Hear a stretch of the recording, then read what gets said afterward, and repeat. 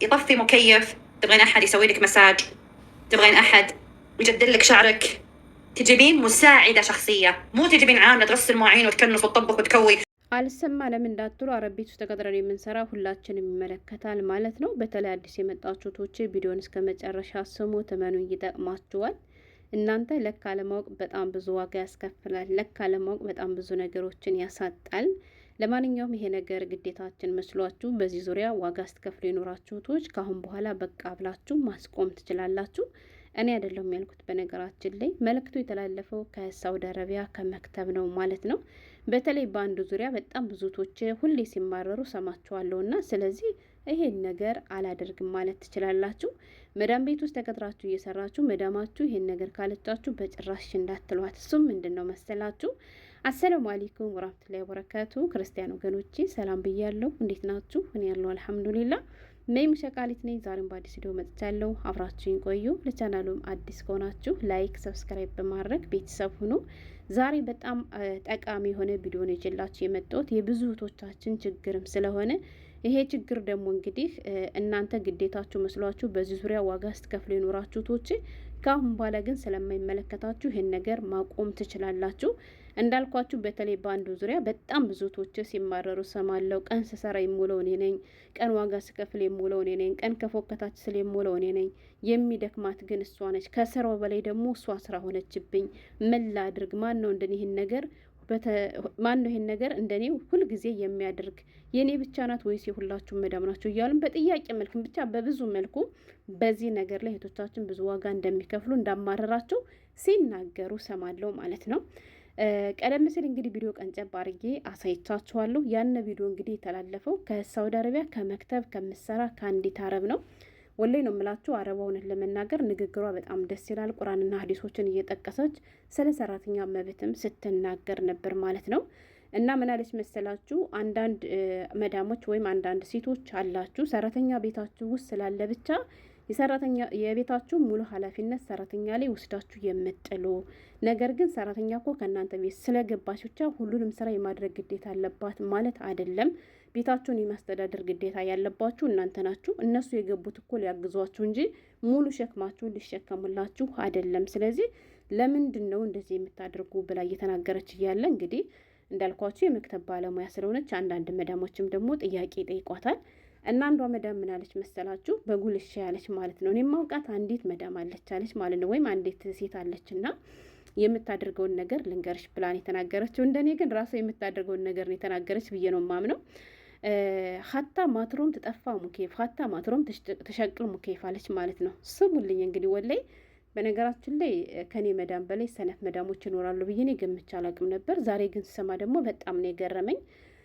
ለምሳሌ ሰራተኛይቱ ታች ሆና ከሆነ መዳሟ ከፎቅ ካለች አለ ማለት ነው ተነስታ ሙኬፏ ማጥፋትም ሆነ ማብራት አትችልም።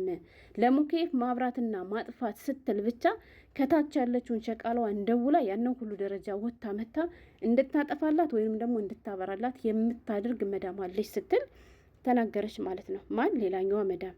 ከዚህች የመክተብ ባለሙያዋ ይሄን ነገር ሰማ በጣም ተናደደች እና ከዚህ ጋር አያይዛ በጣም ብዙ ነገሮችን የተናገረችው። እንዳልኳችሁ ብዙዎቻችን አረብ ቤት ውስጥ ስንሰራ መብትና ግዴታችን ለይተን ስለማናውቅ ግዴታችን ባልሆነ ነገር ላይ ሁሉ ዋጋ የምንከፍል ልጆች አለን ማለት ነው።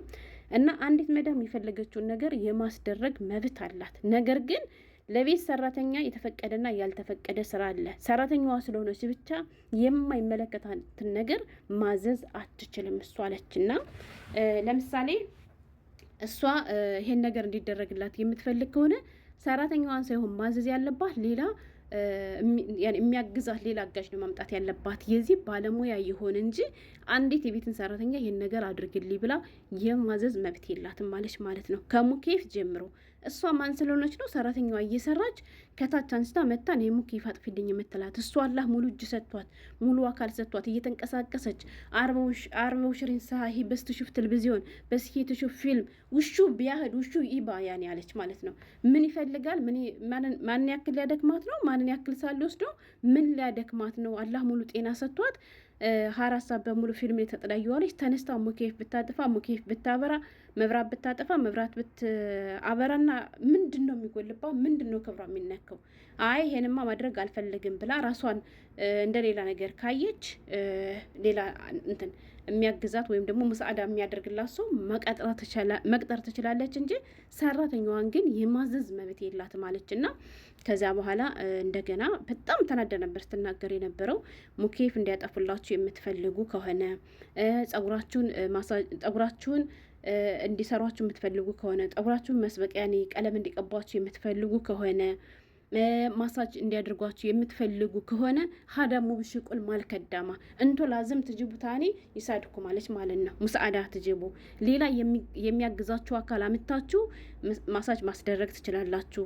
ሌላ የሚያግዛችሁ አካል አምታችሁ ጸጉራችሁን ማሰራት ትችላላችሁ።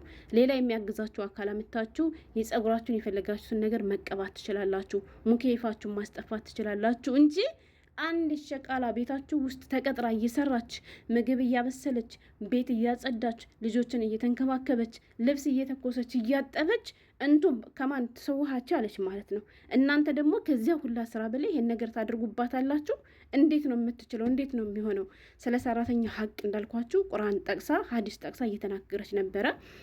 በተለይ ከስማችን ጀምሮ ማለት ነው። ወላሂ ከስማችን ጀምሮ ሌላውን ሁሉ ተውት። ሙኬፍ ማጥፋቱ ጸጉር አንዳንዴ ሰሪ መባላችሁ ወይም ደግሞ እንደዚህ አንዳንዴ ይህን አቀቡኝ መባላችሁን ተውት።